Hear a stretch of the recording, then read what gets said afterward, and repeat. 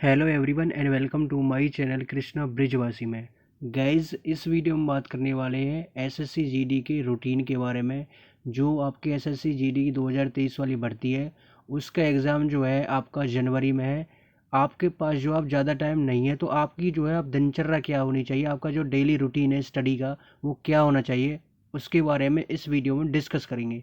So guys, let's start the video. सबसे पहले अगर मैं बात करता हूँ, सिर्फ आपके पास जो है अब एक महीना रहा है। जो एसएससी जीडी 2023 वाली भर्ती वाले बच्चे हैं, उनको पास सिर्फ एक महीना रहा है।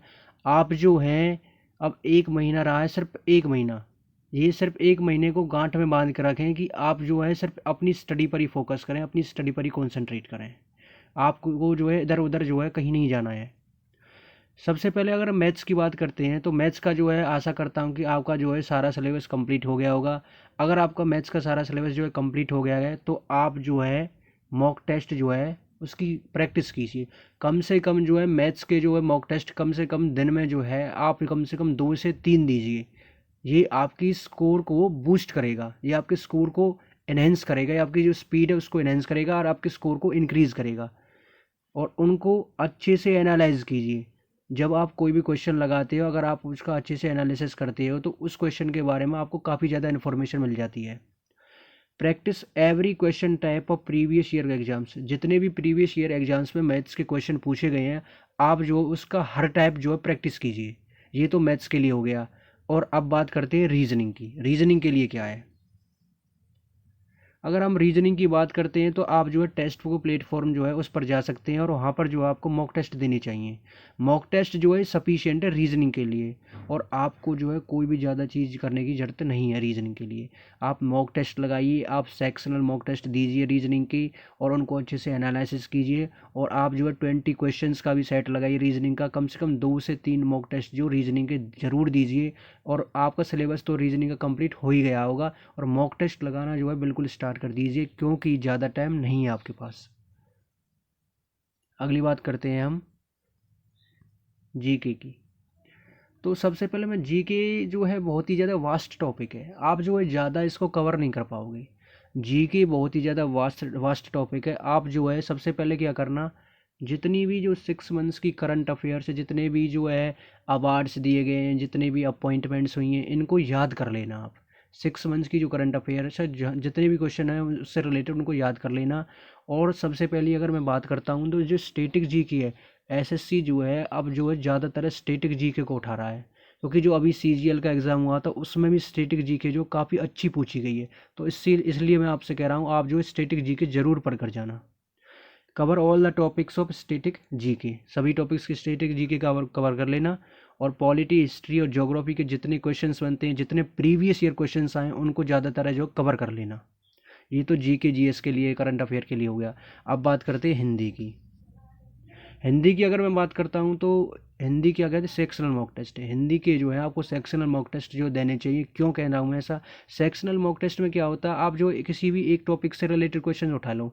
जैसे आपने संधि का टॉपिक कवर कर लिया, तो उससे रिलेटेड कोई क्वेश्चन उठा लो और जाके सेक्शनल मॉक टेस्ट दो उसके।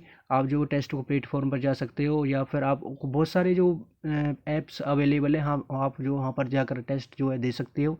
और अगर मैं बात करता हूँ, आपने कोई भी एक टॉपिक उठा लिया, तो उससे रिलेटेड जो जितने भी क्वेश्चंस आते हैं आप उनको दीजिए। तो आपको उससे रिलेटेड जो काफ़ी ज़्यादा इन्फॉर्मेशन जो प्राप्त होगी। इसलिए मैं आपसे कह रहा हूँ कि सेक्शनल मॉक टेस्ट दीजिए, और फिर उसके बाद 20 क्वेश्चन जो है हिंदी के डेली दीजिए। 20 क्वेश्चन जो मॉक टेस्ट वो हिंदी के ज़रूर दीजिए। और कुछ टॉपिक्स जो है हिंदी में काफ़ी ज़्यादा इंपॉर्टेंट हैं, जैसे कि अपठित गद्यांश। अपठित गद्यांश से क्वेश्चन जरूर आएगा। ये जो है जब हम उस टाइम प्रिपरेशन कर रहे थे, तो हमने उस टाइम जो एग्ज़ाम दिया था, तो उस टाइम भी है अपठित गद्यांश आया था, और अपठित गद्यांश से जरूर आएगा।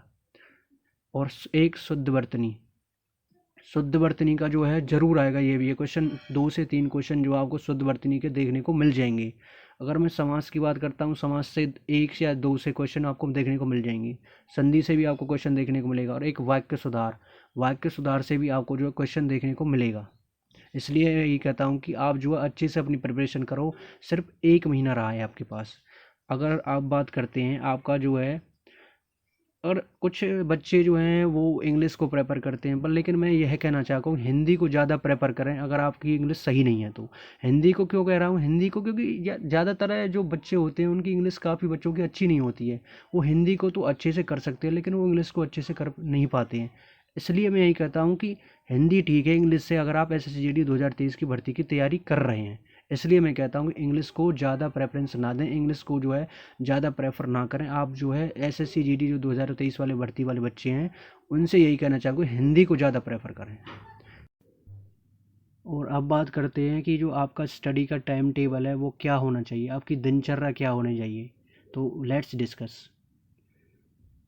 कम से कम जो है मैथ जो है आपको जो है कम से कम 3 घंटे जो है वो पढ़नी चाहिए। कम से कम जो है मिनिमम जो है 3 आवर्स को आपको जो है मैथ्स की स्टडी करनी चाहिए। और रीजनिंग की स्टडी जो है 2 आवर्स आपको करनी चाहिए। और GK GS की अगर मैं बात करता हूँ, आपको जो है कम से कम 3 आवर्स तो पढ़ना ही चाहिए। और हिंदी की मैं अगर बात करता हूँ, हिंदी जो है कम से कम जो है आप 2 घंटे जो पढ़िए, कितने कम से कम 2 घंटे हिंदी आपको पढ़नी ही चाहिए। और कम से कम जो है 10 आवर्स की डेली स्टडी कर दीजिए, क्योंकि एक महीना रहा है, सिर्फ 30 डेज आर लेफ्ट, सिर्फ 30 दिन रहे हैं आपके पास, ज़्यादा टाइम आपके पास नहीं है। तो कम से कम जो 10 घंटे तो पढ़ना स्टार्ट कर दीजिए। 1 मंथ लेफ्ट, ओनली एक महीना रहा आपके पास। और ये मैं कहना चाहूँ कि अगर आप अभी नहीं करोगे तो कब करोगे, क्योंकि आपकी जो एग्ज़ाम है ना वो सिर्फ आपके सिर पर है। आपको जो एग्ज़ाम है वो आपके सिर पर है, तो आप इतना स्टडी में लग जाइए, अपनी स्टडी पर इतना फोकस करिए, अपनी स्टडी पर इतना कंसंट्रेट कीजिए कि आप जो है इसी बार में, इसी एग्ज़ाम में जो आपको 100% जो है सिलेक्शन लेना है। सिर्फ ये सोच के साथ जो है आप पढ़ाई करिए। और मैं यही कहता हूँ कि आपका सिलेक्शन ज़रूर हो जाएगा अगर आप इस सोच से अपनी पढ़ाई को स्टार्ट करते हो तो। और वैकेंसी जो है इस बार तो काफ़ी अच्छी वैकेंसी हैं आपकी, जो है 45,284 वैकेंसी हैं। तो काफ़ी अच्छी वैकेंसी हैं इस बार। जो उस बार जो पिछली बार तो वैकेंसी थी 25,271 के आसपास थी। तो इस बार तो काफ़ी ज़्यादा अच्छी वैकेंसी हैं, 45,284। तो कट ऑफ भी इतनी काफ़ी हाई नहीं जाएगी। लेकिन मैं जब भी यही कहता हूँ कि अपना जो एक सेफ स्कोर जो है, एक सेफ स्कोर जो है सेट करके रखिए। मैं तो आपसे यही कहना चाहूँगा कि एक जो है आप अपना एक अच्छा सा टारगेट जो है वो सेट करके रखिए। कम से कम जो है 130 के आसपास जो है आपका टारगेट अपना होना चाहिए, क्योंकि ये सेफ स्कोर है। अगर आप 130 जो लाते हो ना एग्ज़ाम में, तो बिल्कुल आपको कोई फ़िक्र करने की ज़रूरत नहीं है। आप जो है काफ़ी ज़्यादा सेफ जोन में हो, आप जो है आराम से सिलेक्शन ले लोगे। और एक बात यह आती है कि how to attempt questions in 80 minutes. जो ये आपको 80 मिनट दिए गए हैं, 20-20 क्वेश्चन हैं आपके, 4 सेक्शन है आपके पेपर में और आपके 20-20 क्वेश्चन हर सेक्शन में है। तो 80 मिनट को कैसे मैनेज करें। सबसे पहले मैं यही बात कहना चाहूँगा आप लोगों से कि 80 मिनट को मैनेज करने का एक सिंपल तरीका यही है कि जो क्वेश्चन जो है आपसे नहीं बन पा रहा ना, उस क्वेश्चन को स्किप करना सीखिए। उस क्वेश्चन को जो है स्किप कीजिए, क्योंकि जितना आप स्किप करोगे ना क्वेश्चन को, इतना आपके लिए बढ़िया होगा। क्योंकि आप जो है टाइम को कम, आप जो टाइम मैनेजमेंट नहीं कर पाओगे अगर आप स्किप नहीं करोगे तो। क्योंकि अगर जैसे आप स्किप करते जाते हो तो सीधे सीधे आप ये जब आप दोबारा जो उस क्वेश्चन पर लौटेगे तो आपका जो कॉन्फिडेंस लेवल होगा वो बिल्कुल अलग ही होगा। और आप जो है उस क्वेश्चन को भी कर पाओगे जो जिसको आप नहीं कर पा रहे थे। तो इसलिए मैं यही कहता हूँ दोस्तों, सिर्फ अभी अपनी स्टडी पर फोकस करो, अभी अपनी स्टडी पर ही कॉन्सेंट्रेट करो, क्योंकि सिर्फ एक महीना ही रहा है।